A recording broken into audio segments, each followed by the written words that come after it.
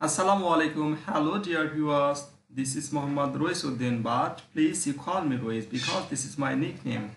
Today I am gonna discuss with you about use of would like. So let's get started. আজকে আমরা would like এর ব্যবহারটা শিখব. I would like to say tea. I would like to some tea. আমি চা পছন্দ করি. I would like a coffee. আমি এক কাপ কফি চাই বা পছন্দ করি। I would like to order food. আমি খাবার অর্ডার দিতে চাই। I would like to know. আমি জানতে চাই। I would like to see. আমি দেখতে চাই। I would like to learn. আমি শিখতে চাই। I would like to try. আমি চেষ্টা করতে চাই। I would like to go. আমি যেতে চাই। I would like to talk. আমি কথা বলতে চাই। I would like to rest. আমি বিশ্রাম নিতে চাই। I would like to help. আমি সাহায্য করতে চাই। I would like to book a room. আমি একটা রুম বুক দিতে চাই। I would like a return ticket. আমি একটা ফিরতি টিকিট কিনতে চাই।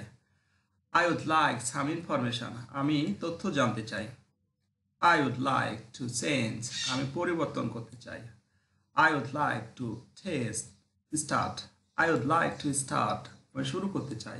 I would like to finish. শেষ করতে চাই। I would like to join. আমি যোগ দিতে চাই। I would like to take a leave.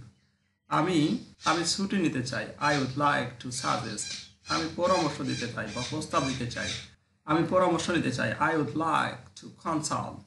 আমি পরামর্শ নিতে চাই। I would like to meet. আমি সাক্ষাৎ করতে চাই। I would like to call.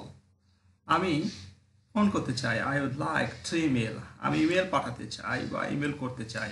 I would like to go shopping. আমি শপিং করতে চাই। I would like to travel. আমি ভ্রমণ করতে চাই। I would like to listen to music. আমি গান শুনতে চাই। I would like to watch a movie. আমি সিনেমা দেখতে চাই। সেজন্য এটা প্র্যাকটিস করার জন্য এটা করেছি। তোমরা বলতে পারো যে একটা দুইটা করলেই তো হয়, একটা দুইটা করে তো সারা জীবন শিখেছো।